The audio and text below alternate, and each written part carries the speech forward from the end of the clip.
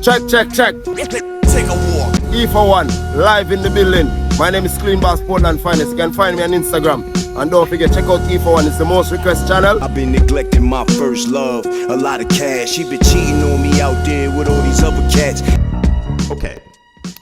You see the title, and depending on the feedback I get from this will depend on if we do a part 2 or if a part 2 is needed. But it's called part 1.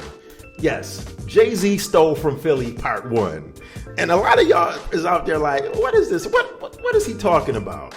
I mean, listen, Jay-Z's second win that he got going into the late 90s, early 2000s was written and based and pretty much backed off of the success of Philly MCs and Philly rappers. I'm going to throw it out there and say Jay-Z rode the coattails of Philly MCs from 1999 until 2002-ish, maybe 2003-ish. Because you got to remember, Jay-Z was dropping solo albums. The only other artist that was on Roc-A-Fella Records besides Hove was Memphis Bleek, okay? And Bleek had his joints here and there, and Bleek was a younger guy back then, but Bleek really wasn't making no noise like that. Sauce Money, who should have been on Roc-A-Fella, and to this day I don't understand why Sauce was not on Roc-A-Fella Records. I'm pretty sure it was because a riff him and Jay might have had, or maybe the paperwork or the money wasn't right. Sauce Money was over there at Priority Records doing his thing when he dropped that Middle Finger You album, which was a very dope album.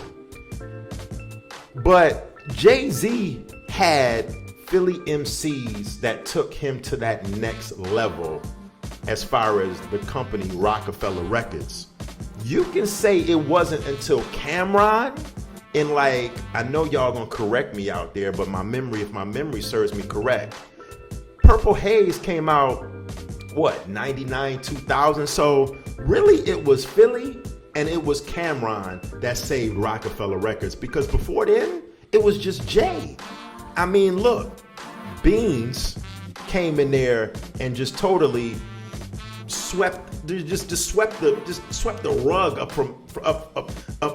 up under Jay. Don't get me wrong, Jay-Z is this is not a video questioning Jay-Z's lyrical capabilities whatsoever. Although I do think that Jay-Z stole some of his flows from Philly MCs. Yet another point that Jay-Z stole from Philly. I mean, Young Chris, to me, Jay-Z started rhyming like Young Chris to me in like that 1999, 2000-ish era on certain songs, certain cadences, and certain way he would ride tracks. I don't care what y'all say. Look at the songs. Listen to the songs. That whole whispering kind of flow, Young Ho with the flow, and then kind of switching it up. I hear Young Chris all day. I've had conversations about this with people back in the day about how Jay-Z was sounding like the boy Young Chris. Back to Beanie Sigel, which, I mean, that signing was monumental. The first time we heard Beanie Sigel was on the Foxy Brown project, the 456 song with Memphis Bleek. Beans absolutely killed it. The second time we heard Beans was on the Roots album. Beans absolutely killed it. So yeah, with the help of Philly, they took Hove to that next level. Seriously. Then let's look at State Property. Was a whole movement. The State Property clothing line was Philly. State Property was Beans. When you thought of Roc-A-Fella Records at one point in the early 2000s, like 2000, 2001-ish, you're definitely thinking about Beanie Sigel along with Jay-Z. And of course, Dame Dash too, who helped that whole movement come in and usher in. But you can't forget about the boy Petey Crack. Philly. Freeway. Philly. What we do is even though what we do is wrong. 2002, Philly. I mean, Philly was running Roc-A-Fella. Let's just be clear. Philly was running Roc-A-Fella Records on the low from 99, 2000, 2001, along with Cam. Young Chris, I mean, the Young Guns, Philly. Emilio Sparks, Philly. Can't forget about the State Property movies, 1 and 2, all Philly, all Beans. I mean, Oskino, I always pronounce his name wrong, but Neef Buck. You know what I mean? Like all Philly.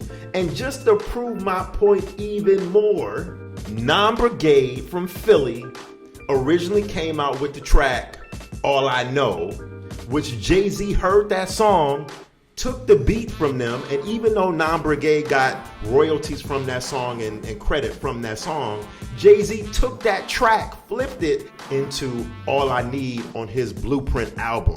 And if you never heard of Nam Brigade, or depending on how you pronounce it, I say Nam, some people say Nam Brigade, they were signed to Elektra Records at one point from Philly. Shout out to my man Hype Stress and the crew over there in Philly. I heard about Nam Brigade back then. They was bubbling and making noise. So this vid just goes to further prove how Jay-Z has taken very, very strong elements from the city of Philly, used it to boost his music and to build his label, Roc-A-Fella Records, at a pivotal point when they really needed help from other artists on that label, because at one point they had no other artists. It was just Jay and Bleak and Emil, and we see what happened with that experiment with Emil. Let me know in the comment section what you think about this.